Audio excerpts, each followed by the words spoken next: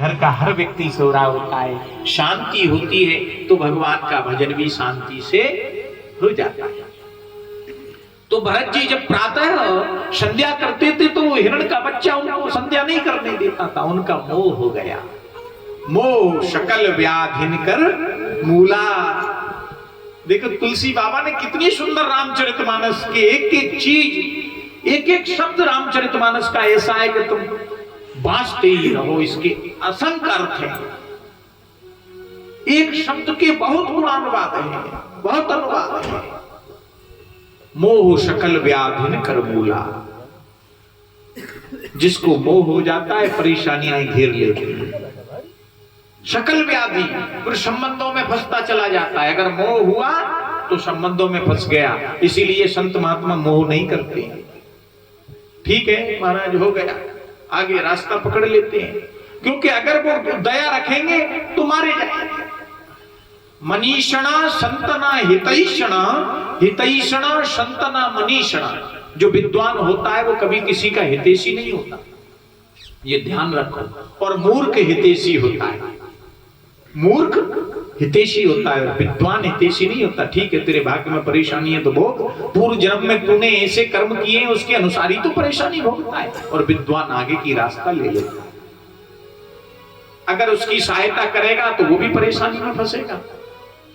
कोई परेशानी आएगी तुम्हारे यहां आएगा, धन मांगने आएगा या अन्न मांगने आएगा, तुम भी घिरोगे। तो संत कवि इस चक्कर में नहीं पड़ते। मोह शकल व्याधिन कर मूला। मोह हर चीज का संकट देता है। अरे मोह करो तो मेरे बाल कृष्ण से, प्रेम करो तो मेरे यशोदा नंदन से, जिसमें तुम्हारा लोक भी बदले और परलोक भी बन जाए। अगर नहीं आता आपको प्रेम करना तो हमारे पास 5-10 दिन रह लेना, हम आपको प्रेम करना सिखा देंगे। और ऐसा प्रेम करना सिखाएंगे कि आपके घर वाले हमें गाली के सिवा कुछ नहीं देंगे।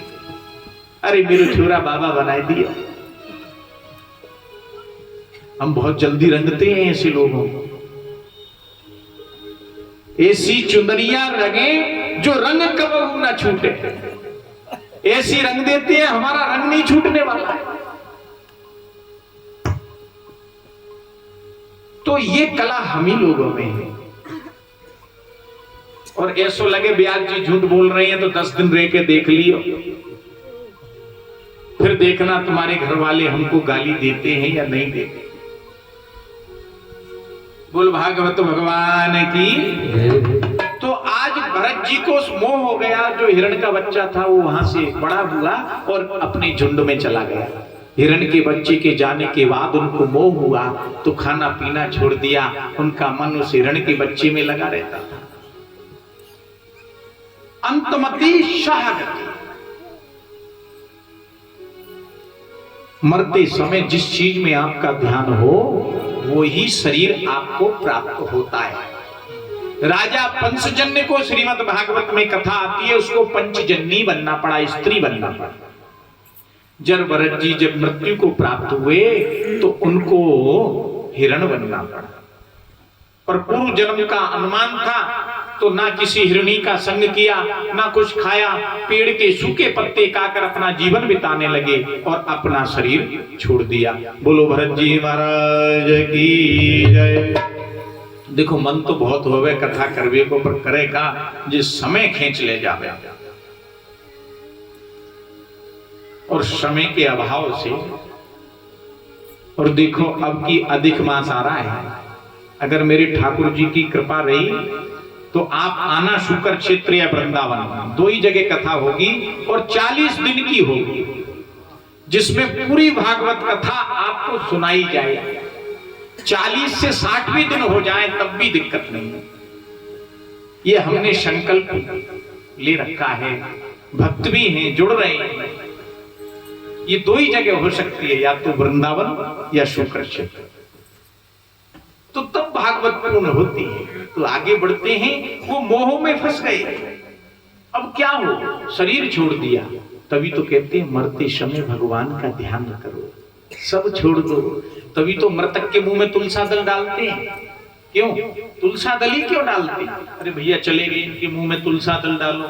क्यों? जिंदा जिंदा तुम्हारो और मरे मरे बाको। जब आप तुलसा दल डाल लेंगे तो परमात्मा के हो जाएंगे। तुलसा जी की कंठी पहनना भगवान को समर्पण करना है। जब मृतक के मुंह में डालें, जब तुम्हारा कोई कामी ना है जादारी के बहुत खून पी लिए नहीं, इसीलिए तुलसा दल डालते हैं। तो आज हिरण का जन्म मिला, शरीर त्याग दिया। अब अंगिरार गोत्र के ब्राह्मण, कुलीन ब्राह्मण के घर उनका जन्म हुआ, जिनका ऋषि अंगिरा ऋषि, अंगिरा गोत्र था। ऋषि गोत्र जैसे किसी का भारद्वाज होता है, किसी का वशिष्ठ होता है, किसी का पुलस्त्य होता है, ये ऋषि गोत्र है। आजकल ब्राह्मण के बच्चे से पूछ लो कि भैया तेरे गोत्र का है, नहीं मालूम, मिश्रा, तिवाड़ी, कि ऋषि गोत्र बता, कि मालूम ना है। तो कैसो बामन को है तू, ऋषि गोत्र मालूम है कि हाँ भारद्वाज। अच्छा वेद कौन सा है, सोई टक जाए। कौन सी शाखा है, कौन सा यज्ञोपवीत पहनता है, यही नहीं मालूम।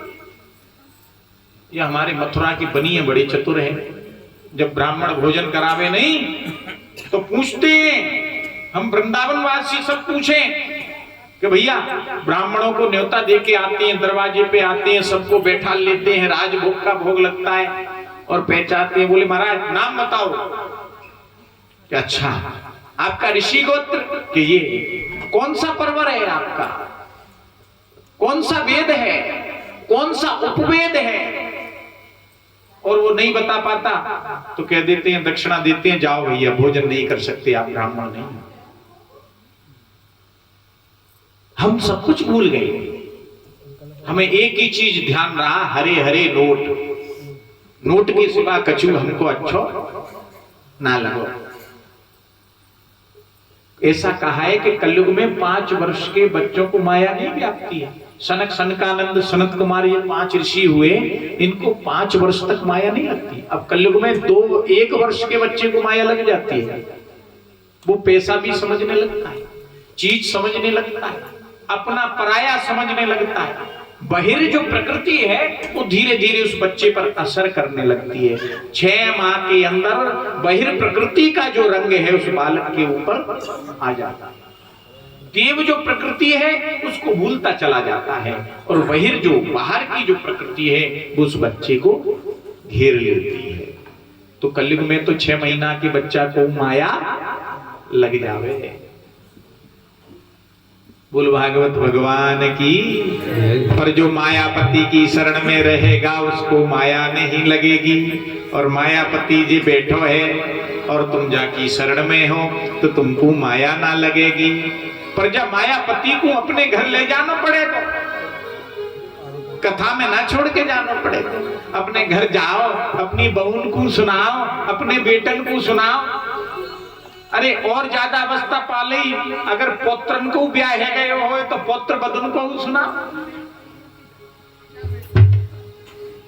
जब आप अपने घर ये कथा सुनाएंगे तब ये मेरा श्याम सुंदर आपके घर जाएगा, और ये आपके घर चला गया तो आपके कल्याण में कोई भी बाधा नहीं पड़ेगी। बोल भागवत भगवान की।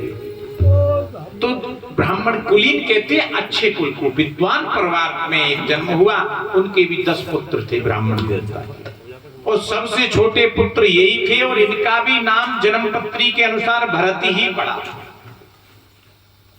पर ये सरकार पूर्व जन्म का इनको आवास था, तो पूर्व जन्म के आवास से इनको वेद पढ़ने भेजा गया, नहीं पढ़े। विद्या अध्ययन को भेजा गया, नहीं पढ़े। क्योंकि देखो ये मन तो एक है। निर्लेप कह देते महाराज गंगा जी, हम कहते ना रविवार गंगा जी नहाओ। सूरों में भी हम बहुत लोगों से कहते अरे अभागो माँ तुम्हारे पास है, माँ की खबर तो ले आओ कैसी है।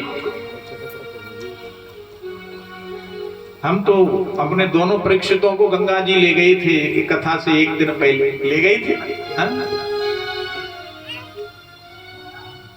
इतना बड़ा अनुष्ठान कर रहे हो तो अपनी माँ से तो निमंत्रण लेके आओ।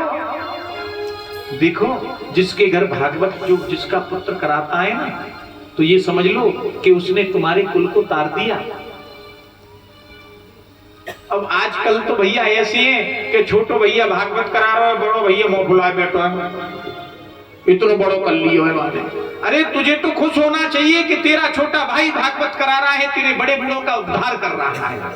तुझे तो खुश होकर नाचना चाहिए, दान करना चाहिए। तो तेरे कुल में कोई ऐसा धर्मात्मा तो हुआ जो तेरे बड़े बूढ़ों को पितृ कथा सुनाकर उनके पितरों की गति कर रहा है।